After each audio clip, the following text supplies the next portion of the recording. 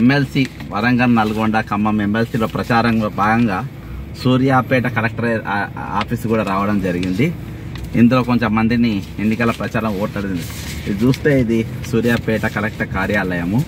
మరి ఇది ఎక్కడ ఉందనంటే ఈ కార్యాలయాలన్నీ ప్రజలకు అందుబాటులో ఉండవలసిన కార్యాలయాలు ఈరోజు ఊరికి అవతల అంటే ఎవరికి అందుబాటులో లేకుండా చాలా దూరం కట్టే విధంగా ఈరోజు ఈ కార్యాలయం ఇక్కడ కట్టిండ్రు.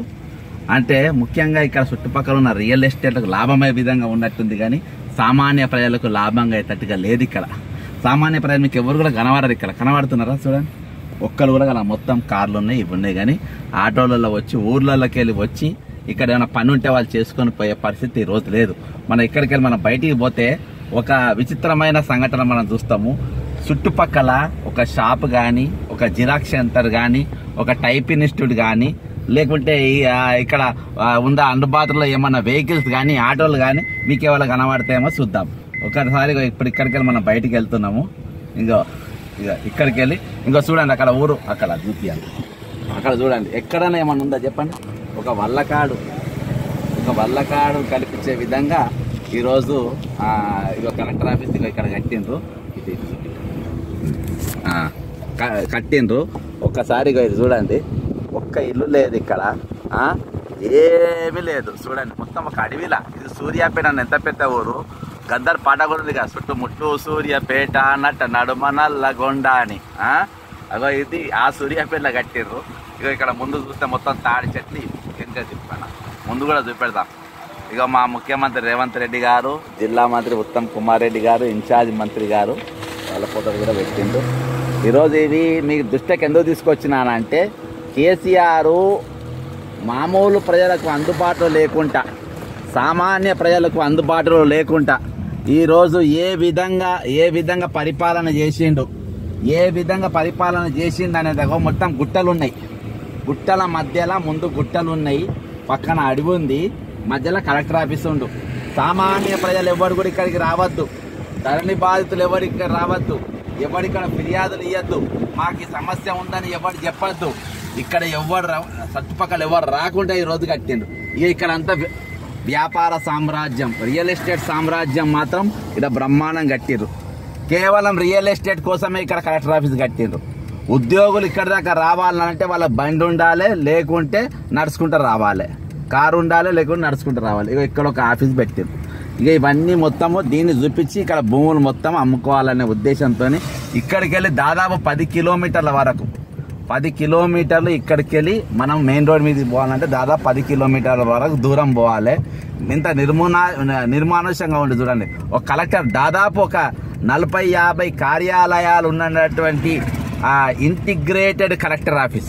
అంటే అందులో వికలాంగుల కమిషన్ ఉంటుంది, వికలాంగుల కార్పొరేషన్ ఉంటుంది, వికలాంగుల డిపార్ట్మెంట్ ఉంది, SC corporation, BC corporation, minority corporation, D Ed, సర్ఫు, ఇటువంటి అనేకమైనటువంటి డిపార్ట్మెంట్లు అందులో ఉంటాయి. డిఓ, ప్లానింగ్ డిపార్ట్మెంట్ 3 ఫ్లోర్లు ఉంటాయి.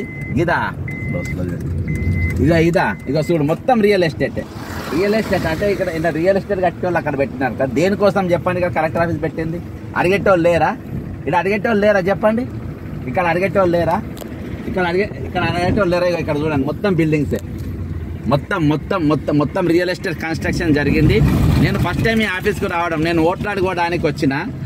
ఓట్లు అడుకోవడానికి నేను ఇక్కడికి వచ్చిన. కానీ ఇక్కడ చూసిన తర్వాత కడుపు రగిలిపోతుంది. ఇంత పెద్ద కార్యాలయం ఇక్కడ గడుతూ ఉంటే ఇక్కడ నాయకులు ఎందుకు మాట్లాడలేదు, ఎందుకు ప్రశ్నించలేదు? ఇంత దూరం కట్టాల్సిన అవసరం ఉందా అని చెప్పేసి ఎందుకు నిరసన తెలపలేదు? ఇక్కడ ఎవరో మాండాడి ఎవెన్యూస్ అంట, ఇదొక రియల్ ఎస్టేట్ దుకాణం. ఈ దుకాణాల కోసమే ఇది కట్టింది. ఇంత అన్యాయమా ఇది? కేసీఆర్ నల్గొండ జిల్లా మొత్తము కాంగ్రెస్ పార్టీ గెలిస్తే సూర్యాపేటలో ఇంత ఒక డిక్టేటర్ లెక్క చేసినటువంటి ఎమ్మెల్యేను మళ్ళీ గెలిపించిందండి. ఏం చెప్పాలి? ఇది కట్టేటప్పుడే ప్రశ్నిస్తే ఈరోజు ఇక్కడ దాకా వచ్చేదా? ఈ గుట్టల మధ్యలో వీటి మధ్యలో నీకు రియల్ ఎస్టేట్ తప్ప ఏమైనా కనబడుతుందా? రియల్ ఎస్టేట్ తప్ప నీకు ఎక్కడ ఏమైనా కనబడుతుందా? ఇక్కడ రియల్ ఎస్టేట్ యాక్టివిటీ తప్ప వేరే ఏమైనా కనబడుతుందా? మనకు వేరే ఏమైనా మామూలు ఇల్లు, మామూలు మనుషులు ఇలా ప్లాట్లు కొనుక్కొని ఏమైనా ఇల్లు కట్టుకున్నారా? ఏమైనా షట్టర్లు ఉన్నాయా? ఏమైనా కాలనీలు ఉన్నాయా? ఇక్కడ ఏ ఉద్దేశంతో ఇక్కడ దాకా తీసుకొచ్చి కట్టిండు? కేవలం రియల్ ఎస్టేట్ కోసమే. ఇది ప్రజాస్వామ్యకు విరుద్ధం. ఇది ఇక్కడ ఆపోజిషన్ పార్టీలు ప్రశ్నించకపోవడం అనేది ఇంకా పెద్ద విడ్డూరము. ఆపోజిషన్ ఇంత ఘోరంగా నడుస్తా ఉంటే మీరు ఎందుకు మాట్లాడలేదు? ఎందుకు మీరు నోరులు తెరవలేదు? ఇంత నిర్మానుషమైన ప్రాంతంలో కలెక్టరేట్ కడతారా? చూస్తా ఉండదు. పోతా ఉన్నాం మనం. ఇగో సమాధులు వచ్చినాయి. వల్లకాడు అవతల, సూర్యాపేట వల్లకాడు దుప్పారు. ఇది వల్లకాడు. ఈ వల్లకాడు అవతల, వల్లకాడే అవతల పోతానే ఉన్నాం చూడు. ఇది కలెక్టర్ ఆఫీసు. ఇగో ఈ సర్వే నంబర్ 328 అంట. ఇది కర్ణాల కుంట. ఇగో ఇక్కడ ఇవన్నీ చూడండి. మొత్తం బీడిపోయిన భూములల్లా ఈడ రియల్ ఎస్టేట్ చేయడానికి ఏమన్నా కలెక్టర్ ఆఫీస్ ఏమన్నా దమాకున్నాడు? ఎవరన్నా కడతారా చెప్పండి? సూర్యాపేట ఇంత పెద్ద జిల్లా, ఇక్కడ కడతా ఉంటే ఎందుకు ఎవరు మాట్లాడలేదు? ఎందుకు నోరు తెరవలేదు? మీ కడుపు రగలలేదా? ఇంత దూరం వస్తా ఉంటే సామాన్యమైన ప్రజలకు కలెక్టరేట్ను దూరం చేయలేదా? సామాన్యమైన ప్రజలకు అధికారాన్ని దూరం చేయలేదా? సామాన్యమైన మనిషికి ఈరోజు పరిపాలన అనే వ్యవస్థను దూరం చేయలేదా?